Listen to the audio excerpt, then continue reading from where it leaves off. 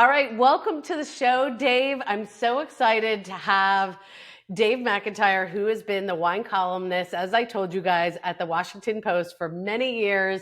And I asked him to join me to give you guys a little wine inspiration, some things that we think you should be drinking here in the new year, just to mix it up, not drink the same old all the time. So, Dave, welcome to the show.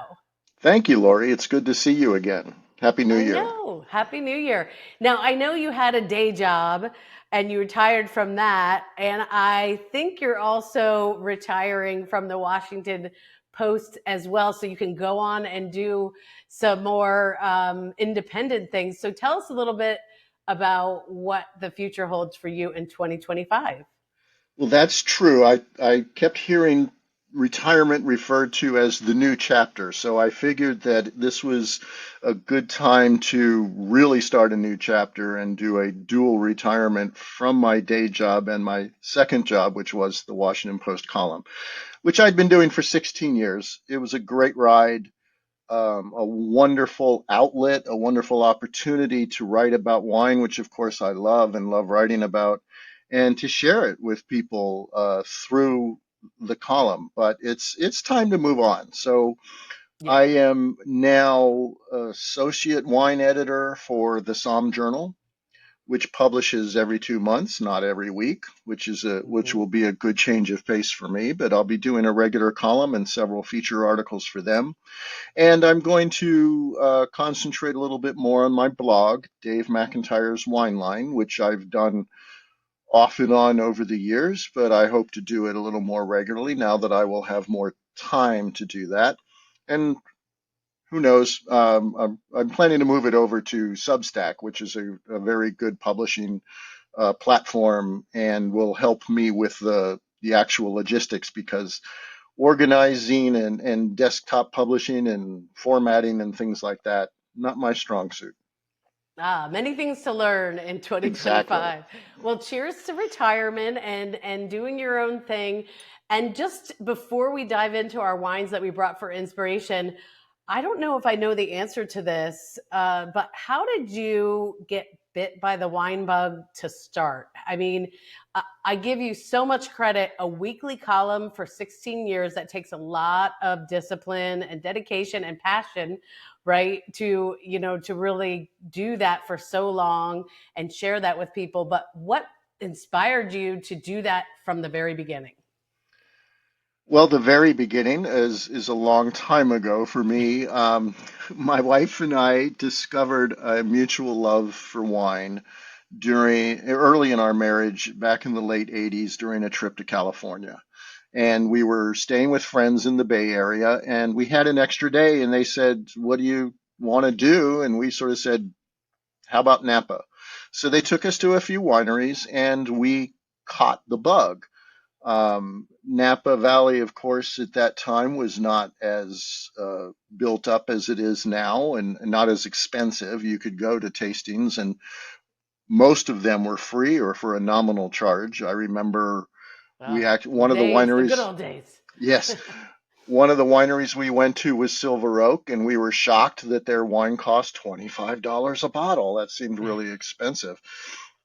But we then came home and started attending the Saturday afternoon wine tastings at stores in Washington, D.C., and that just fueled the bug for us. And I was working as a journalist at the time, so writing about wine became a way to learn about it. That's great. I know, really, when you're an educator or a writer or teaching people, you also learn, you may even have been trained, but when you're diving into something for an article or for an event, it kind of forces you to get back in there and learn it even more. So, wow, great job. You're brilliant now after 16 years. So I love that you agreed to join.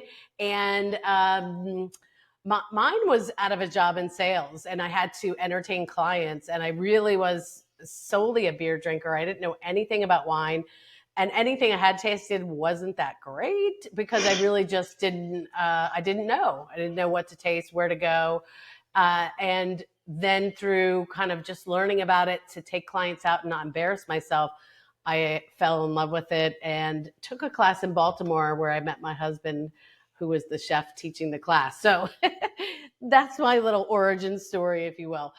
But I Excellent. asked you, since we're only like a week into this new year, and I think there's a way that probably, I know I do this, that we all get into a wine rut where we end up drinking the same things, just over and over because we know we love them, because they're easy, because they're at our corner store. But I thought that you and I, when we conceived of this show, we would bring a couple of wines for inspiration, maybe some new ideas for listeners out there to expand their wine rack this year. And I'm excited. I brought two wines from the Rhone Valley in France, one white, one red. And what did you bring today? And then we'll kind of go through each one. Well, I wholeheartedly agree with you. When I was doing the column, I would often do a January column on, how to kick yourself out of your wine rut this year. And one of the things that I don't want to say preach, but I advocate is to drink local. Mm, As you may know, many years ago, I co-founded a group called Drink Local Wine, and it was one of my messages early on when I was writing the Washington Post column to explore wine from around here, wherever here happens to be. And so I have a wine from Virginia, a nice white nice. wine, and one to go really in from left field, perhaps a nice red from Vermont, which is not Ooh. some place that we traditionally think of as wine country. Sure, syrup, but not red wine. So Exactly. I'm super excited to learn about this. So why don't And we it's start not a with you? syrupy wine. Thank you. Let's start with your white, and then we'll come back to my Cote Blanc that I brought to the table. But yes, show me what you brought from Virginia. Okay. So much great wine there. I don't know if you can see this, but I have the Early Mountain Yes. Vineyards Petit Manseng Okay. 2022. And for your listeners and viewers who are not very familiar with Virginia, Petit Manseng is this very intriguing white grape, originally from southwestern France. Um, and it's gotten popular in Virginia in part because it has big bunches with loose grapes, so it's not as prone to rot as some are. But it has this wonderful tropical flavor and aroma, and it combines high acidity with high sugar. And Hmm. that gave winemakers a bit of a conundrum at first. It was very popular as a dessert wine, a late harvest, emphasizing that sugar.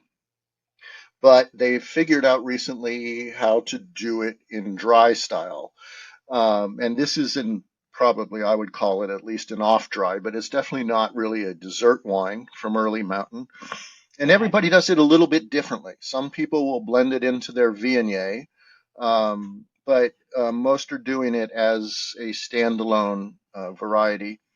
And it just can be absolutely beautiful. It's perfumed. It's tropical, sort of peach isn't tropical, but mango, pineapple flavors, and and great acidity that Love that. gives it good balance there too. So it's great with spicy foods and anything that might be you might consider a little bit challenging for wine.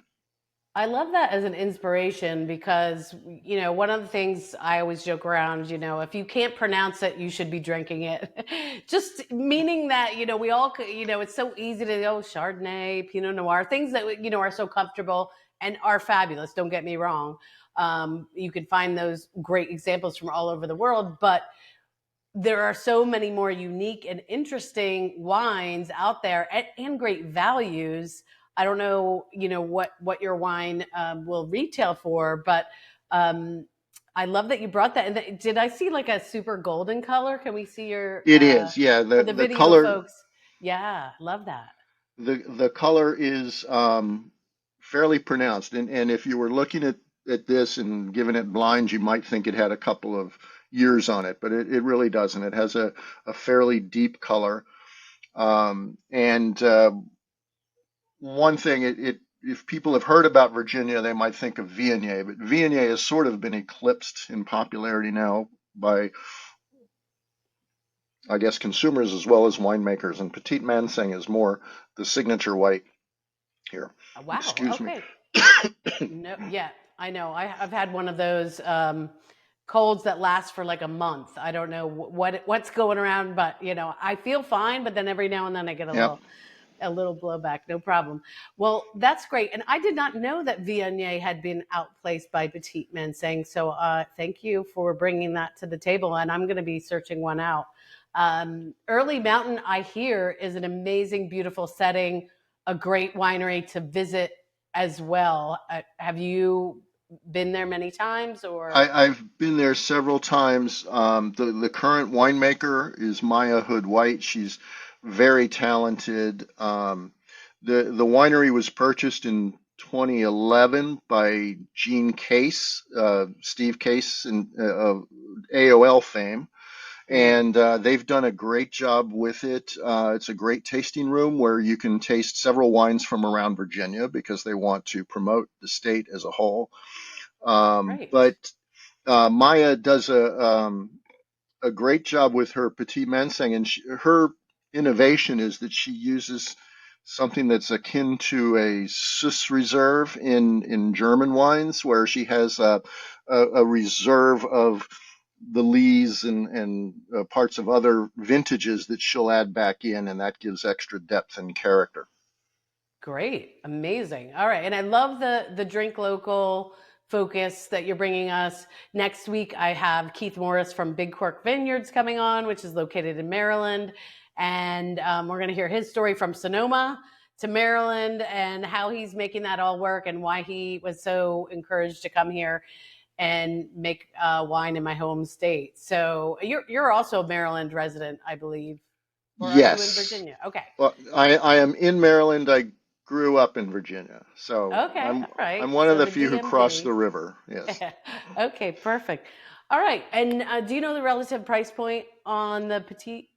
I should have looked it up. I think it's around 30. It might be more. Unfortunately, Okay. Virginia wines tend to be pricey just because of um, land value and the cost Supply and of doing demand. business. Exactly. Yeah. And I'll post always all the links to the wines that we're tasting so you can check them out. I guess I'm going in a totally different direction with my white, but I chose from Brotte the Esprit. It's the Cotes Blanc. And I recently, the Rhone Valley group that promotes their wines put on a couple of master classes that I got to attend. And I was really blown away. I have both wines from the Rhone, so I have a white and a red. I am in no way being compensated for this. I just got inspired. But I was blown away about how great the whites are. Of course, I always think of reds for the Rhone, but I don't always think of whites. And I always think if I do, it's something like Condrieu where it's going to be super expensive and I can't afford it. But this Esprit I found for about $13, $14 in my Excellent. local store. So I love the price point because you don't have to spend a ton of money to get great wine. And, I want that to be, a barrier, if you will, to people trying and learning about wine. So this one I love that it's so great and affordable. It is Grenache Blanc with Claret and a little bit of Viognier. We mentioned Viognier Mhm. already with regards to Virginia, but really nice sort of lemon color. What I love about it, it's got citrus, it has floral, maybe even a little bit of tropical notes, but I love the roundness to it. And they even say give it a year or two if you want to like invest in a case of something like this, and it will get rounder. It will develop more flavors, which we don't always think of for a $13 bottle of wine. But this is Exactly. super delicious in my book. It Mm, sounds good. I really like wines based on Grenache Blanc. It's got a lot more acidity and structure than some of the older, I shouldn't say older, but the other white Rhones with Marsanne and Roussanne, which are oily Yes, and very voluptuous in texture, but sometimes lacking acidity. And Grenache Blanc is can be very racy and like you said, a little bit white flowers and jasmine or something like that, and it exactly. really tasty. So I'm going to have to look for that one. And I love that, yeah, as a white, of course, I love my crisp whites, your Sauvignon Blancs and your Albarenos and all this. But the roundness here you can do with some bigger foods because when you're matching the weight of the wine to the weight of the food, sometimes you want a white with a little more heft to it to stand up to different dishes, maybe a pork chop or pork tenderloin. We're big on those around here for dinner. But I just really love this. I love the price point. I love the blend.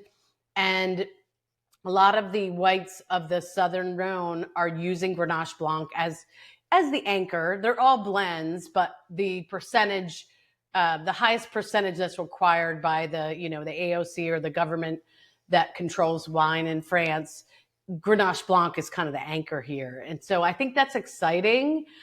Whereas in the north, you're going to get a little more of the Marsanne, Roussanne, and a different, and Viognier if you go all the way up northern Rhone. But I found this fun. I feel like a lot of people know Cote de Rhone for red, but don't Hmm. necessarily know Cote de Rhone for white. So if you haven't tried it, I highly recommend this one. But of course, there's lots of others on the market if this isn't in your market. But I'll post the link, and you guys hopefully can get inspired by one of these whites, Petit Manseng or a Cote de Rhone Blanc for our white side of things. Um, what kind of inspires you to get out and try new things? Do you have a practice around that, or it just kind of happens? You happen to visit a place, or read an article, or write about something? Well, I think it happens, but I mean, part of it, I guess, is in being a wine writer and trying to tell people what is exciting out there in wine. I don't have the luxury of choosing a house wine, a favorite. Mine would probably be a Cote de Rhone too, if I had to just have like one red or maybe a Cru Beaujolais. But Gotcha. I can't really do that as a writer because I need to be out there trying different things. So I do like that because it's amazing the variety that's out there, that's available with I don't know how many hundreds of grape varieties around the world, and Right. just to what people are doing and trying new ways of fermentation and co-fermentation and what have you. It's really exciting. And what's really kind of exciting too is that there's still a lot of great value in the French wines, and other imported wines. This isn't just French, because believe it or not, the wine consumption is going down around the world. I don't know, not in my zip code, but from what I hear, wine consumption is going down. And especially in France, a lot of the younger generation are drinking spirits or beers or things. They see wine maybe as like things that their parents drank, but maybe not as cool. I don't know. Um, and so I think for $13, wow, what a great value. And you think that this had to be imported and shipped. Like, how is that even possible that we Yeah. get it for $13? I have no idea. But And uh, Spain, you're right though that Spain and Portugal have a lot of really good wines in that price range, and mhm, Italy as well still. right, But and you mentioned consumption trends, and I guess you're doing your part to keep that number up in your zip code, and of I course. am too in mine.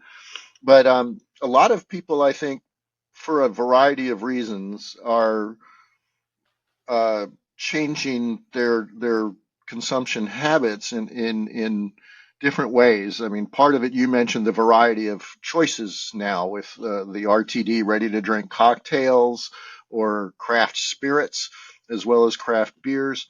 But also there's the health conscious aspect of it. I think a lot of people are coming off the COVID lockdown binge mentality and saying, "Oh, Yeah. wait a minute, I really shouldn't drink that much." And if they're cutting down in amount, they might be more adventurous in terms of what they buy. So, uh, buying a more expensive wine if they're only having it a couple of times a week instead of every night. Yes. So that's an interesting trend that's going on too. And I hope that your readers who are doing that will still be adventurous. If you're used to spending 15, but you want to go out and you're willing to spend 30 or 40, don't necessarily stay in the same category, but Yeah. venture out because it's a lot of fun. Absolutely. And there's so much great stuff. And like you said, if you're going to drink local, and I'm excited to hear about this next Vermont Red, you know, you're not going to find locally made wines out of any state except maybe California with more of the bulk wines, where you're going to easily get a $13 bottle of wine. I'm not saying it doesn't exist, but some of the best made, Maryland, Virginia, different state wines that I've had, Massachusetts, I've tried a wine from Hmm. Massachusetts, are not going to be, the $10, $12 bottle of wine, because there's so much that goes into it for that small business, for that small winery. And the margins are so tight. And we could do a whole show on our 3-tier system, that if they end up trying to sell it at a grocery store or a liquor store, everyone's taking money off, off the top. So maybe the winery sells it for $10, but you get it on the shelf for 20 or whatever, So it's kind of interesting that way too. But Yes, you look thirsty, so I think we should we should I'm try always. your. Yeah. That's my resting wine writer's face. I love it. I think we should hear about this Vermont Red before I share my Rhone Cairanne Okay, with you. Yeah. well, the one I've opened, and I've never visited any wineries in Vermont, but my wife and daughter drove up there earlier this year to see the eclipse. Oh, So while they interesting. were there, they spent a couple of days driving around and touring some places, and they stopped at a couple of wine stores, but they brought me back several bottles, including this Shelburne Vineyard Marquette, Oh, which yes. I haven't A tasted Midwest this variety particular that I one. know of for sure, but I did not know Vermont. Okay. Right. It's well, Marquette, as you know, is a hybrid grape created at the University of Minnesota, I believe, and designed to be winter hardy.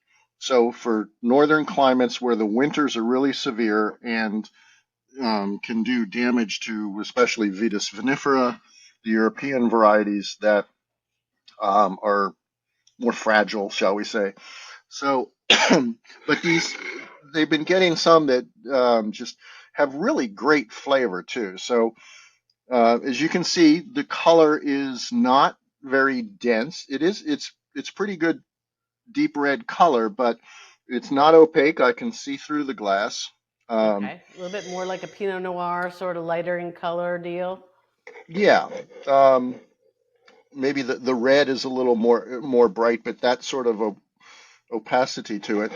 The Okay. aroma to me is a little bit on tart cherry, some plum, maybe a little bit of oak influence or wood influence to it. Not much really. It's not an oaky smelling wine. But what I like about these is just um, medium body, moderate alcohol level, and long finish with the Oh, structure nice. too. So And after you take your sip, what about the tannin structure? Is it lighter on the tannin, like you would have with a Gamay or a Pinot Noir? yes, I believe it is. Okay. It's it's certainly not punching me in the mouth, Drippy. Yeah. but it's right. But it's very savory. It has me chewing it Yeah. almost. Not that Wanting the to eat wine, something. So it sounds like a great food wine. right, and the flavor is just lingering. I mean, one of my favorite candies as a kid was the chocolate covered cherries with the cordial centers, Yes. and this kind of reminds me a little bit about like that. It's not sweet. It's not a sweet wine at all, but It's got that sort of candied flavor to it. It's really delicious. And this would go, I think, with the current sensibility for light red wine. Is it And lower in it's alcohol as well? I wonder. question. Let me look at the Yeah, label. it's always the smallest thing on the bottle, right? Yep, Alcohol yep. percentage. Actually, no, it says 18%. No, No, sorry. I'm kidding. it But would be a port. yeah, with my eyesight, it's actually 14.8, which surprises That me. is surprising. That is surprising Wow, it must because have been a warm year in Vermont. it may have been, and Yeah. but it's dry and it's beautifully balanced. And what was the winery name again? Just remind. Shelburne Vineyard. Shelburne Vineyards. Okay, Yeah. wonderful. So Love that. Oh, beautiful. Okay, I'm going to put this all on the website, folks. If you're listening, don't worry. You can just go to thewinecoach.com, click on podcast. And earlier, Dave was mentioning his blog, which he's going to be focusing on now after his time at the Post. And that is dmwineline.com. If you go there, you'll get his blog. And then I'm sure there, once you have your Substack up, there'll be info on dmwineline.com so people can jump over and check out absolutely. the Substack. And that just gives you a better way to have an online column with subscribers and keep that organized, and charge subscriptions if you want for special content and that sort of thing. Correct. Okay. If it For your listeners who haven't discovered Substack, it's actually I mean, it's a platform for writers, but it's also a place to discover a lot of good stuff to read. And there are free subscriptions and paid subscriptions, and it depends on how the writer has set it up. But Okay. for instance, if you're into food, Jose Andres, his longer tables and his chef's list blogs are on Substack. If you're into politics, Timothy Snyder, the author of On Tyranny, is on there, and there are several journalists who have sort of, been edged out with the consolidation of journalism now, that are doing independent reporting. So if you're a Interesting. little suspicious of the mainstream media, that's a good place to find alternative voices. Sounds like you could Um, just go down a rabbit hole there and never leave Substack. well, yeah, actually, you can. Yeah. I, Love it. I've Well, I was going to say, I I've can't done it. wait to see yours. Can't wait to see your Substack. I read one called Fermentation. Is it Tom Wark? That's Tom Work. Yeah, Yeah, Tom Wark. he's on Okay, there. this is Le Mas de Falaises, and it is a Cairanne, which is a cru in the southern Rhone Valley. So, of course, the big kahuna, if you will, in the southern Rhone is the Chateauneuf de Pape, which is the new house of the Pope when the Pope moved to Rhone for a little while. And of course, if the church is there, you need great wine. And so, but Chateauneuf de Pape is an amazing, fancy, and expensive wine, which is wonderful. But sometimes you want that kind of quality without going all in. And so there are villages around Chateauneuf de Pape that have been given cru status, like Gigondas, Baccarat, and Cairanne. There are others, but I found this Cairanne, and I must admit, I was in Pennsylvania at the time, and I took a swing into one of their fine wine and good spirits stores, as they call them. Pennsylvania has a state-run liquor. If you haven't been to Pennsylvania, it's all run by the state. But there are some premium stores, and they have actually really good selection and bargains. So sometimes when I go by the store, I just pop in there to see what's what. And I found this Cairanne for $13. Wow. So I was like, okay, it was on sale, but I was like, I have to try this because the price was right. And I love the wines. I probably would have paid $25 for it if it was that price, but it definitely intrigued me being on sale at that point. This is a blend, as many of the wines in the Southern Rhone are. Now we're going to do Grenache, but we're going to do obviously the red version of Grenache, Syrah, and a little bit of Carignan in here. So 60% Grenache, 20% Syrah, and the rest is the Carignan. Um, Probably the Tale of Two Cities here. Very dark and Right. inky in color. We have this, ruby, um, pretty opaque. I can just barely see through it as just a measure. And then when I swirl this up and smell, I get cherry, but more black cherry, more of the black fruit profile on the nose, but also some spice, some baking spices as well. It's got this real great savory nose to it, which I love. Nothing even getting towards when you're saying these fruits, sometimes people go, oh, jammy, not jammy. But it's like these really, maybe just really ripe, dark fruit in here. And I'm going to take a sip. It sounds delicious. It is. It's fairly bold on, weighty on the palate. But what I like is it's sort of medium on the tannin. I feel the tannin on my tongue and the roof of my mouth. That's that dry astringency you get from some red grapes. This definitely has that. What's great about it for food pairing, and you know this, Dave, is that tannins bind with animal proteins. So that's where that old adage about red wine and red meat comes together. But it could be cheese. It doesn't have to be meat. But here I'm like, ooh, this would be great with like a stew or a steak or, something nice and meaty. But it's elegant and it's smooth on the finish. There's nothing that's like assaulting to it. And that's something I know that you and I look for when we're tasting a wine, that all these elements, the fruit, the acid, the tannin, are kind of all together without one standing out like a sore thumb, if you will. Yeah. And that's amazing that you found it at $13 because most I of the know. Rhone Crews now are around 30, I think. Is it possibly a closeout of an older vintage, Um, perhaps? let me Or let's see. I will put my glasses on for those watching the video. Don't tell anyone I wear readers. This is a 21, so not that old. Um, but but if I'm a new wondering. vintage came in and they wanted to make space on the shelf, maybe they marked it down. And that's actually a great tip for your listeners because going into a store, look for that bargain bin of the closeouts because a Maybe wine it like was a this, closeout. Yeah, because it was definitely in a bargain section. But I just thought, how could this be a bargain? I care, like that just didn't make sense. So I thought, let me try. And I was pleasantly surprised by this. I guess James Suckling, who is a wine critic, if you care about wine, critiques people, he gave it 90 points.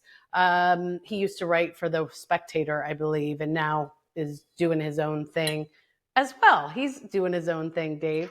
Um, or has been for a while, but yeah, I don't think mine will be quite as elaborate as his, but he's but doing a yeah, lot. so look for a closeout when a new vintage comes in. They're trying to get rid of the old vintage and basically move the inventory, if you will, sell the wine so they can bring in those new wines.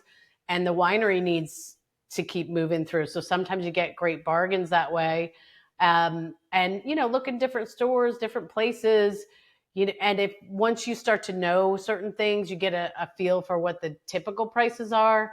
You can, really recognize when you're getting a bargain. I don't know about you, but that excites me. Definitely excites me. What do you look for? Any tips for folks if they are? I know we just talked about the closeout, but everybody's trying to still enjoy wine, but not break the bank with inflation and everything else that's going on. What other things do you do to kind of get great wine for less? Anything come to mind? Well, I mean, that is a little difficult, I guess, Oh, because you probably get prices. so many samples to try, or do you have to buy your wines for when you were doing your column? No, I was getting samples. So, Okay. but I think in a strategy for buying wine I mean, prices have crept up. You know, a Cote de Rhone red used to be $7 or $8 for something, basic like a parallel 45 or something, and your Cairanne would be about 13 or 15. And now the Cote de Rhone is 15 to 20, and the Cairanne is 30. So, you know, I I am now old enough that I'm the guy saying, I remember paying only $5 for this wine. Right. When we started, we all knew those people who were talking about the 62 first growth Bordeaux's that they got for the whoppingly, astonishingly high price of $8 a bottle or something like that. And Right. we all rolled our eyes. Well, now I am It's that here. person. Only it wasn't first growth that I was buying at $8. It was the Cote de Rhone. So Yeah. I don't know, but so it is tricky, and it you just need to find something that is in your comfort level of what you're willing to pay for a bottle of wine, find something you like, and you're still going to be able to branch out and try new things. I mean, Yes. I get comments on my column sometimes. It's like, why would you pay that much? I'm very happy with Chateau Plunky Plunk for $5 a bottle. All right, well, good for you. You're saving a lot of money.